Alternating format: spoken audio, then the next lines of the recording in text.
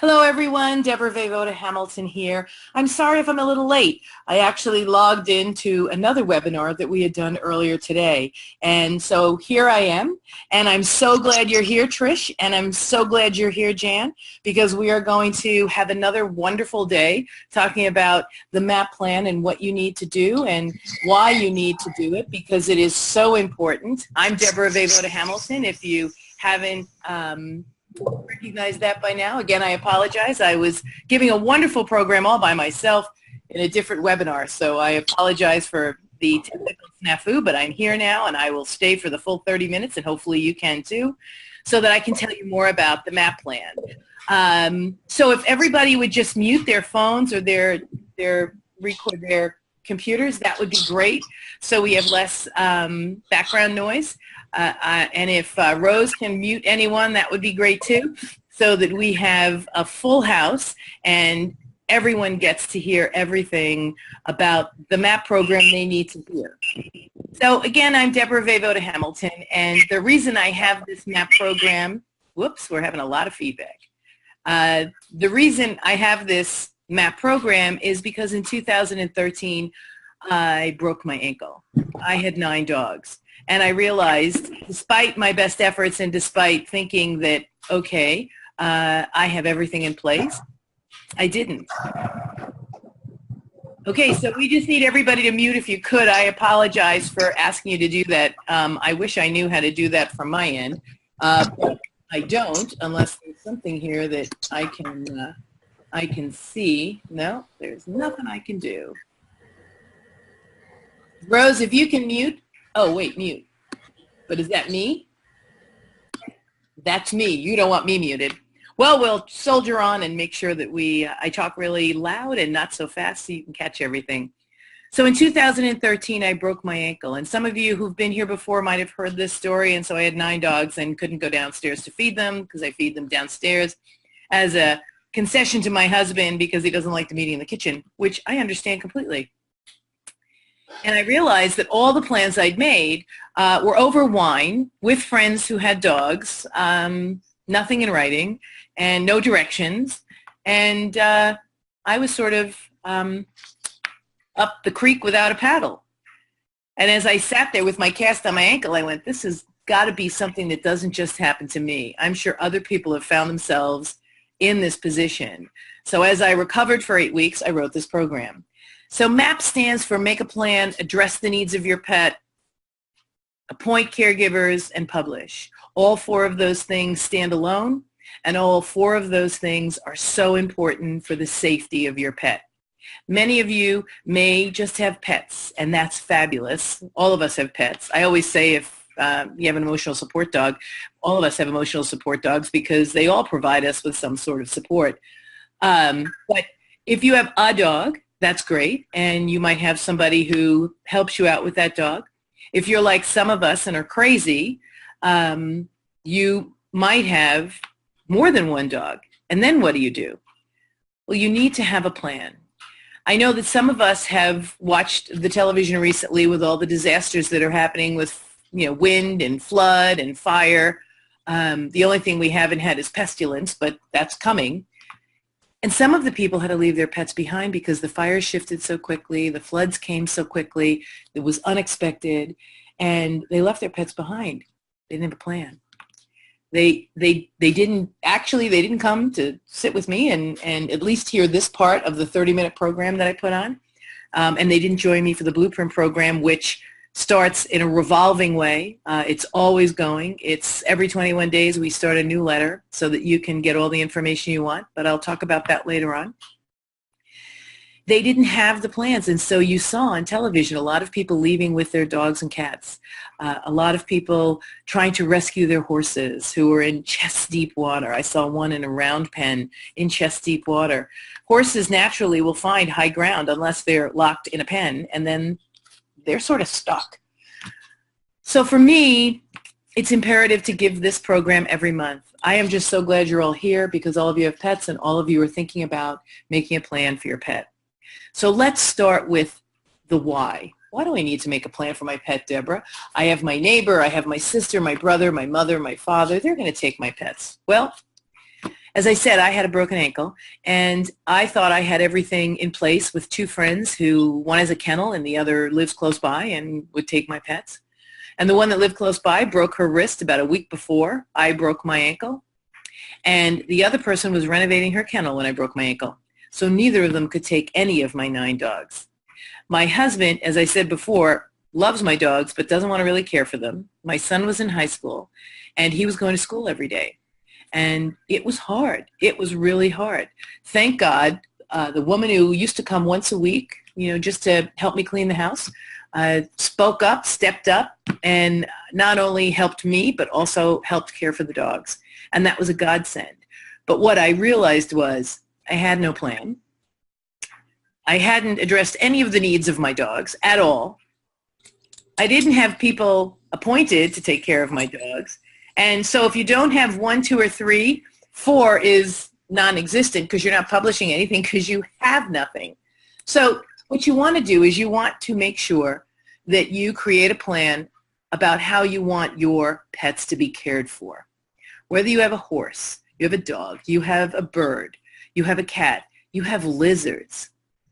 If you lose power, your lizards and snakes are in a heap of trouble if you don't have a generator and their heaters and filters aren't set up to the generator.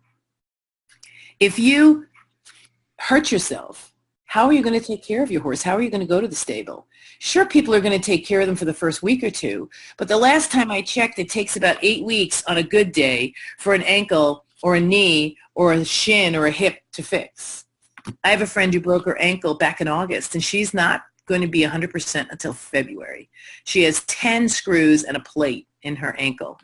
So I'm just wondering if all of you really have taken the time to think about what it is that you need to do to make sure that you have cared for your pet. So you have to make a plan. That's first and foremost. And that plan needs to be a little more involved than when I first started out in 2013.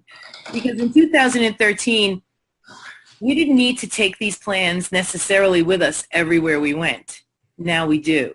Because if you have an accident in your car or in your van or in your motorhome, you're going to need a plan in that van, in that motorhome, for the care of your pets, or they're going to animal care and control, especially if you are hurt. And you need to make sure that if you leave your animals in your motorhome, in your van, in your car, that you leave a number on the window so that people can call you, because Good Samaritans now feel absolutely unabashed to call the police and have them come and take your pets, even if they're not in jeopardy or not in trouble. Most of us know that leaving a dog in a car at any time is not the safest thing. But if it's the middle of winter and you just ran in to get a cup of coffee at Starbucks, that's not the worst thing in the world. The summer, it would be. Winter, not so bad. However, people now are really conscious of making sure pets are safe. And I want you to know that it's important that you make sure you keep your pets safe by leaving your telephone number on a laminate card on your window, the driver's side window, and even maybe in the windshield. Because if you leave your dogs in your car, make sure people can call you before they have to call the police. And in fact, they may call the police anyway because they don't want to have confrontation. So the dog is there. I'm not going to call this owner. I'm going to call the police. But when the police come, the police will call you. So you will get that phone call. And likely you'll be back to your car before the police ever come. But if you're not, the police will then call you. So when you're thinking about making a plan for your pet, make sure your car has the plan. Make sure your home has the plan. And make sure everyone who is in line to take care of your pets has the plan. I had a colleague, I had an attendee in California to one of my 3-hour programs who made the plan, did a great job, and the only person she didn't tell about it was her husband, who was the executor of her will. She unexpectedly died, and he was really beside himself. He didn't know she had a plan. All the co-owners of her dogs knew she had a plan. Her vet knew she had a plan. Her lawyer didn't know she had a plan. And so when some Good Samaritan came up and said, I can place all those dogs, The husband said, great, thank you so much. And the person did. And when the co-owners came to get their dogs, the dogs were gone. And the Good Samaritan said they're in great homes, and I'm not telling you where. And I guess you could litigate, but how much is that going to cost? So this is making a plan that will make it easier for the people who you want to take your pets, who know how you want to take care of your pets, to actually get your pets. So we spend a lot of time talking to people about, will you take care of my pets? Will you take care of my pets? Great. But if you don't write it down and you don't sort of nail their shoes to the floor, when push comes to shove, they may not be able to take care of your pets. And if you only have one person next in line to you, your husband, your son, your daughter, your niece, your nephew, your neighbor, great. But what happens if they don't, or they are not able to take care of the pets at that time when you need them? Well, then what you need to do is make sure that you have redundancy. My mission in life is to have people have at least 3 people to be caregivers, either primary caregivers, backup caregivers, alternate caregivers. It doesn't really matter. You really need to have 3. Now, some of you may be saying, well, Deborah, where am I going to get these 3 people? I mean, really? Well, only one can be a family member. And I've said this before, and if you've been on this before, you'll hear it again. If you're sick, your family wants to take care of you. They do not want to take care of your pets. They will because they know they have to, but they'd rather not. And as I said before, I was at the Women in the Pet Industry Network program, and Yvonne DeVita said, well, I want to take the guilt away from my daughter by setting up a MAAP plan. That's why you want to do it. You want to make sure that the people who have said they'll take care of your pets know that there is someone who will take care of your pet in lieu of them in the event they can't, either short-term or long-term. Maybe they're out of town when you need them. Maybe they're sick. As I said, when I broke my ankle, one of the people had a broken wrist, and the other person, she had her kennel being renovated. So I was sort of SOL. You really need to make sure there are at least 3, and only one can be a family member. As it turns out, my family member and my housekeeper stepped up to the plate to take care of my pets. But I didn't have a plan at all. I had nothing. I had nothing written down. How much food did they get? I knew. And if you want to keep it that way, that's great, but it really doesn't serve your pets, and they are relying on you. And I don't know how many of you know that if, in fact, you're caught in a flood, fire, hurricane, whatever, and you need to find shelter with an animal, you better get there first. You better not shelter in place and then take the boat out and then try to find a shelter that allows animals. You better make sure you secure your place first. Because if you don't, you may have the only option as dropping your pet off at a shelter. And I don't know how many of you know this, but if you drop your pet off at a shelter, you have to relinquish ownership. And once you relinquish ownership, they can do with your pet what they want because it's a shelter and you don't own it anymore. And if it's an older dog, unfortunately, they sometimes put them to sleep because their owner surrendered. If you're familiar with shelter protocol, owner-surrendered dogs have a shorter lifespan in a shelter than dogs picked up off the street. Theory being that someone is looking for that dog that got lost. So they're going to have a day or 2 or 3, depending on the local law, could be as much as 6 days, to be held by the shelter before they can be released for adoption or euthanized. If it's an owner surrender, there's almost no time for you to make a change your mind, to make a difference, have the dog adopted. It really is not great, but it happens. So I just want all of you to understand that it is so important to make sure you make a plan and make sure you find the people to fill that plan. And lastly, make sure you address all the needs of the pets. I know most of you probably have certain ways to feed your dog, food to feed your dog, treats to give your dog, where to feed them, what time to feed them, the whole shoot and match. it's new and different if in fact someone walks in with no directions and doesn't know that this one doesn't eat that food and that one doesn't eat this food and this one has to eat in a crate or she'll steal the food from that one. They'll survive, the dogs will survive, but wouldn't it be easier on the dogs since you're not there and they're missing you, and easier on the person caring for your pet to really know how to make this dog, cat, bird, horse life as normal as possible while you're gone? Because as we all know, they miss us. They miss us whether we go out to the mailbox or we're gone for 6 months. It really doesn't matter. They miss us just as much.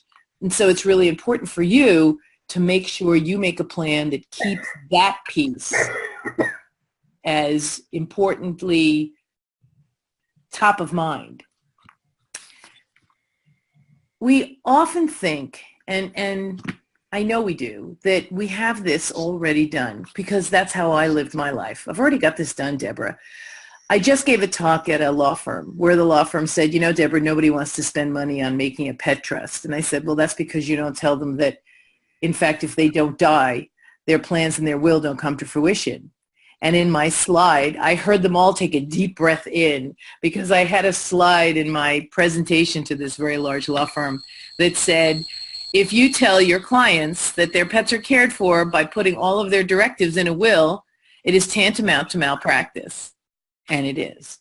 Because if all your plans are in your will and you believe that your pets will be cared for in the event you die, you just have to make sure you die. Because if you don't die, if you have a stroke, if you have cancer, if you get sick long term, none of the plans you have in your will come to fruition because you're not dead yet. I used to call this program, I'm Not Dead Yet. My friend Carolyn thought that that was the pithiest name for a program at all, but I said, no, I'd rather have it a little more positive and say, navigate the journey your pet takes. So that's why it's the MAAP plan. You are navigating the journey your pet takes when you can't care for it. It is very important to understand that trust and estate attorneys do not know how to implement plans for the care of your pet. They know how to call up the person. They know how to call up Rose and say, Rose, Debra died and she has you in her will to take care of her pets. And Rose is like, oh shit, I forgot I told Debra that 10 years ago. And I don't even know how many pets she has. And I don't even know how to take care of them. And I can't take them to my house. I live in a no pet building. It happens. And you know it happens. You know somebody who this happened to. I have so many people who come on the MAAP program and say, yeah, that happened to my great aunt and I had to take her cat and it was a terrible cat. Or that happened to my neighbor and her son took the cat or dog down to the shelter and dropped it off because he didn't want it. I had an attorney friend who said to me, I can't wait until something happens to my mother because the minute it does, she has no plans for those pets and they're going to the shelter. And I sit there. It would be just impossible to fathom that your kids would take your dogs to the shelter and drop them off. But let me tell you, I do a lot of pro bono work in helping people create plans like this at shelters because what's the worst thing that can happen? You've adopted your dog from a shelter and now it's going to go back to a shelter when it's 10, 11, 9, 8, 7, 6, however old it is. It's going to go back to the shelter because you didn't make a plan. You didn't make a plan that somebody could follow that's like easy peasy lemon squeezy. You didn't make it. You didn't do it. So now, you know, it's up to you. You can join us in the Blueprint program. It's sort of revolving like colleges. You know how they have rolling admission? Well, the MAAP Blueprint has rolling admission. Every 21 days, I provide an hour of my time to answer all of your questions. In those 21 days, you take the time to really fill out the templates and forms and answer all the questions and fill in all the information you need to with respect to your pet. And as of 2018, the prices are going up, so you better get in, or if you want it, you would likely want to get in 2017 because it is going to go up significantly in 2018 because we've had such a wonderful response that I really want to spend more time. And my practice has gotten bigger, so I really want to make sure it's worth our while, all of us together, to answer these questions, ask these questions, and make these programs. So the MAAP Blueprint program starts on a revolving basis. It's $147. When was the last time you could talk to an attorney for 4 hours? Because that's what it turns out to be. I stay on the phone on a Zoom like this for 4 hours and answer all your questions. And I give you more important information under that letter of the MAAP plan. If you do a full payment plan, it's $147. And if you want to spread them out, it's $57 for 3 months. And you get me for 4 hours, $147. That's almost like highway robbery, but that's how important this program is to me. I want to make sure everyone actually gets the program done, because I've had so many people take this half-hour webinar and I write them afterwards and say, did you do it yet? Did you do it yet? And I don't get any response, which leads me to believe, no, I haven't, because often, maybe once a month, I will get an email back saying, yes, Deborah, I did, and it was wonderful. I just, made a plan. I addressed the needs of my pet. I appointed caregivers, and I published it. And I go, great. You don't have to join me. I don't really care. But if you don't think that you are going to follow through, and how many of us follow through on a regular basis, join me. It's easy. And you'll be done in 20, 40, 60, 84 days. You will be done. And then every year we get to do the S, because MAPS is supposed to have an S, which means we schedule a recheck. It is so important to schedule that recheck, because the plan you make today may not be available. The people who you've put in may not be available. The dogs you've put in may not still be alive, or they may need extra care. They may need more medication, whatever it is.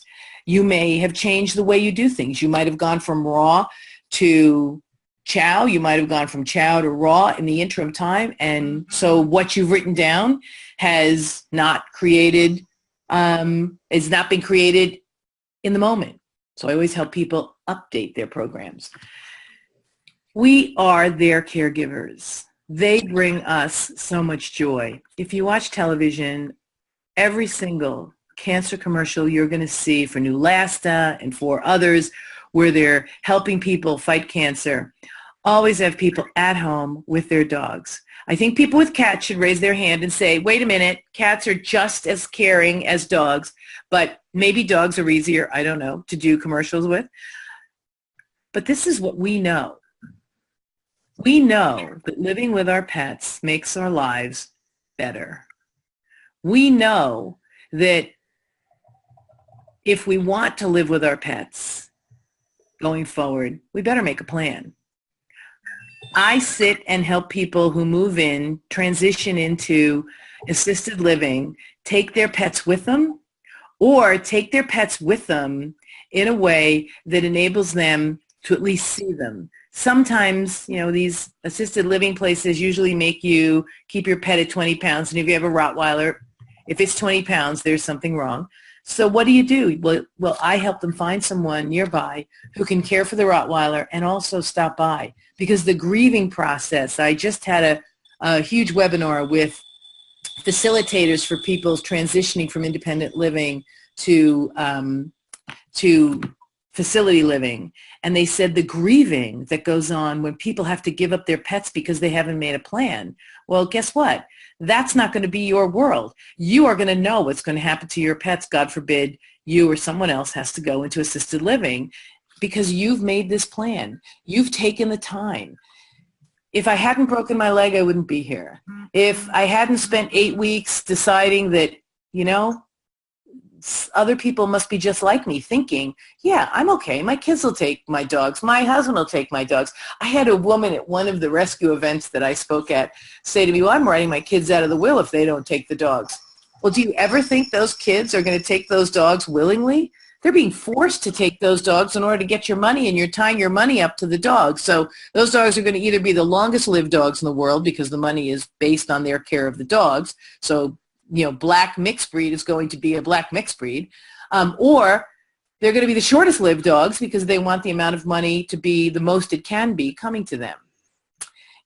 If you're thinking about grabbing caregivers, make sure they're caregivers who really love your pets and really want to take care of your pets.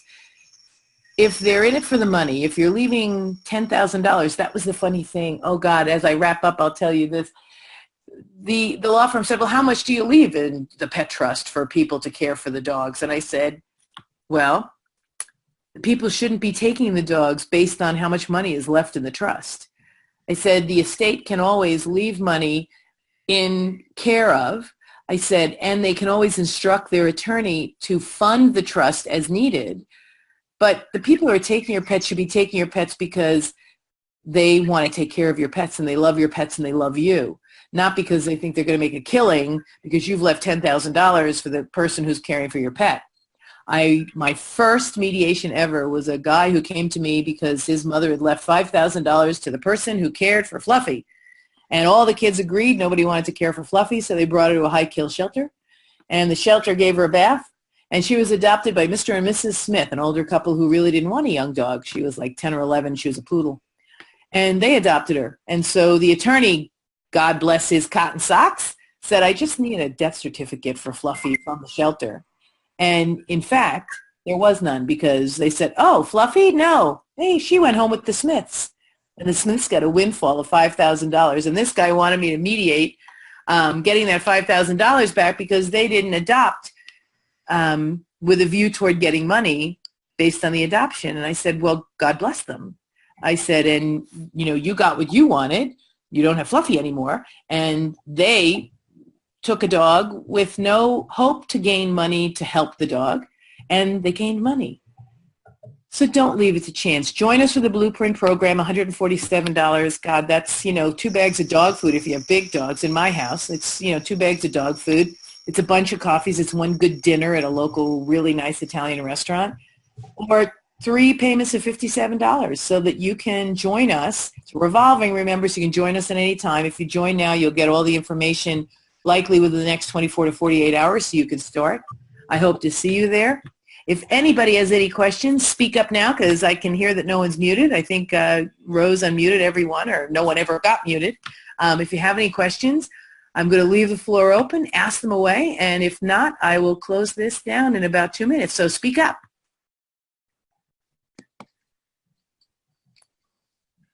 I don't bite. All right. Well, it's only been about 10 seconds, but I figure if anybody had a burning question, they would have jumped right in because here they have an attorney they can speak to about how to set up the plan for their pets. I wish you all the best. Give your dogs, cats, birds, horses, lizards, snakes, fish, a kiss from me. I'm so glad you were here. Please, please, please, please, please make a plan for your pets. Make a plan for your pets. Appoint caregivers, address their needs, and publish it. You take very good care, and I look forward to maybe seeing you at the Blueprint program, but if not, I look forward to you taking very good care of your pets. Have a great afternoon.